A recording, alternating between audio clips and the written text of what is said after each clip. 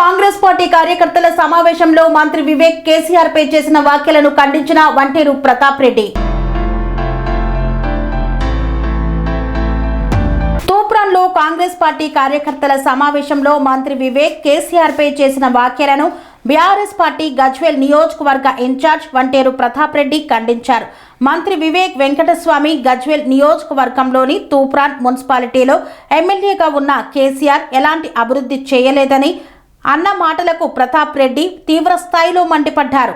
వివేక్ వెంకటస్వామి కేసీఆర్ కంటి వెలుగులో ఇచ్చిన కళ్లద్దాలు పెట్టుకొని గజ్వేల్ నియోజకవర్గ అభివృద్ధిని చూడాలన్నారు. కేసీఆర్ గజ్వేల్ నియోజకవర్గాన్ని అభివృద్ధి చేశారని అన్నారు.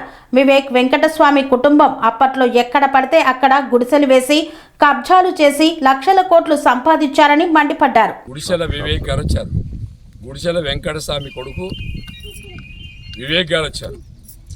వివేక్ గారికి తూప్రానికి వచ్చినప్పుడు ఏం కనిపించింది? తూప్రాన్లో ఏమైనా చూసిండో లేదో ఆయన తెలియదు.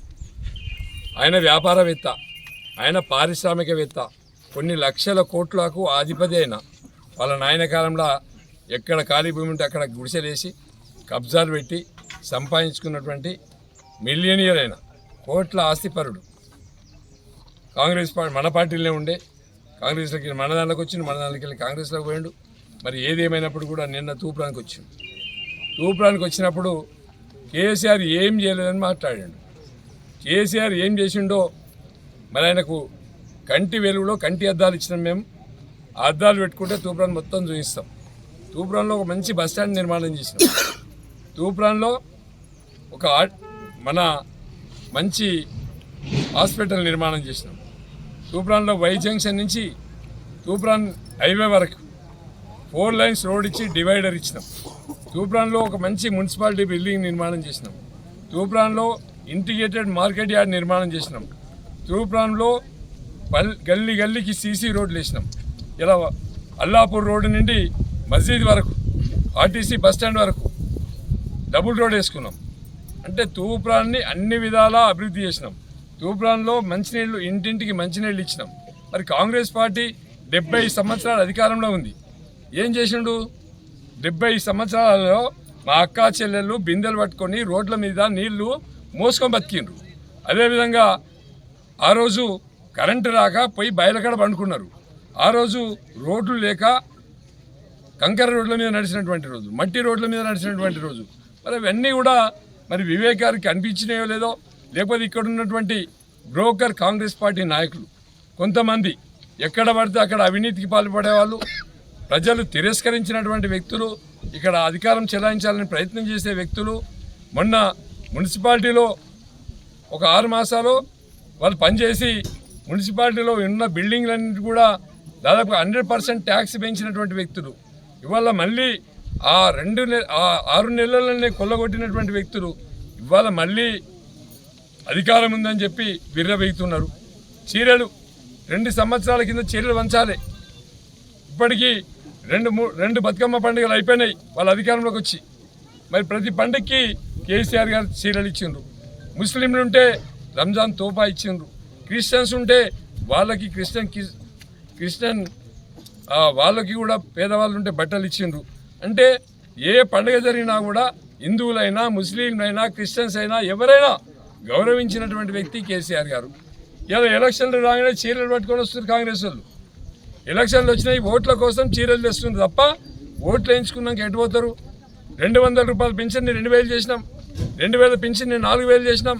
రైతు బంధు ఇచ్చినాం, రైతు బీమా ఇచ్చినాం, కళ్యాణ లక్ష్మి ఇచ్చినాం. ఇట్లా అదేవిధంగా న్యూట్రిషన్ కిట్ ఇచ్చినాం. బొడ్లు వండితే కొనుగోలు చేసినాం. మరి తూప్రాన్ చెరువును బాగు చేసినాం. తూప్రాన్ రివర్ నిండా చైత్ర మాసంలో రివర్ నిండా నీళ్లు మత్తళ్ళు దుంకించినటువంటి పార్టీ కేసీఆర్ గారు. మరి దాన్ని వదిలిపెట్టి ఇలా అధికారంలోకి వచ్చినటువంటి కేసీఆర్ కాళేశ్వరం మీద ఓ బకెట్ మట్టి తీయలే, కృష్ణానది మీద ఓ బకెట్ మట్టి తీయలే, ఇరిగేషన్ ప్రాజెక్టులన్నింటి కూడా పండబెట్టిండు, ఎక్కడ కూడా నడవట్లేదు. అది కాకుండా ఇలా కేసీఆర్ కుటుంబం మీద మాట్లాడుతారు. నిన్న కేటీఆర్ మీద నోటీసులు, మొన్న హరీష్ రావు మీద నోటీసులు, మన కేసీఆర్ మీద కమిషన్. ఇదేంది? 2 సంవత్సరాలైనా వాళ్ళు ఇచ్చిన హామీలు ఎన్ని ఇచ్చారు? 420 హామీలు ఇచ్చారు. తులం బంగారం ఇస్తామని చెప్పిర్రు, 4,000 పెన్షన్ చేస్తామని చెప్పిర్రు, 6,000 పెన్షన్ చేస్తామని చెప్పిండ్రు, రైతు బంధు 15,000 అని చెప్పిండ్రు, ఆటో రిక్షా వాడికి 12,000 అని చెప్పిర్రు, రైతు కూలికి 12,000 అని చెప్పిండ్రు, 24 గంటలు కరెంట్ అని చెప్పిండ్రు. ఎన్ని చెప్పిరమ్మా బ్రోకర్ మాటలు. ఇన్ని బ్రోకర్ మాటలు చెప్పి అధికారంలోకి వచ్చినాక కనీసం ఎవరిని కలవాలో తెలియని పరిస్థితి. పోలీసు వాళ్ళ మీద పడి పోలీసు వాళ్ళని ట్రాన్స్ఫర్ చేయాలి, వాళ్ళ దగ్గర డబ్బులు తీసుకోవాలి, వాళ్ళని పెట్టి కేసులు పెట్టేయాలి. ఇదే దుకాణం పెట్టుకున్నారు. కాబట్టి ప్రతి వ్యక్తి కూడా ఆలోచించాలి. కేసీఆర్ ఉన్నప్పుడు ఎట్లా ఉండే, మరి ఇప్పుడు 2 ఏళ్లలో ఏమైంది? 2 ఏళ్లలో 20 ఏళ్ళు వెనుకపోయింది, 2 సంవత్సరాలలో 20 సంవత్సరాలు వెనుకపోయింది. మరి అలాంటి కాంగ్రెస్ను తిరస్కరించి తరిమి కొట్టాలంటే మా యువకుల చేతిలో ఉంది, మా అక్క చెల్లెళ్ళ చేతుల్లో ఉంది. మరి అందరూ కూడా బీఆర్ఎస్ పార్టీ శ్రేణులంతా కూడా కష్టపడి పనిచేసి మరి రేపు ఫ్యూచర్లో మరి ఇవన్నీ చేయాల్సినటువంటి అవసరం ఉంది. పనేసియా మెరిడియన్ హాస్పిటల్స్ ప్రతి సామాన్యుడికి అందుబాటులో అంతర్జాతీయ వైద్య ప్రమాణాలతో వైద్యం, 24 గంటల అంబులెన్స్ సర్వీసుతో పాటు అత్యవసర సేవలతో ఏర్పాటైన చికిత్సా విభాగం.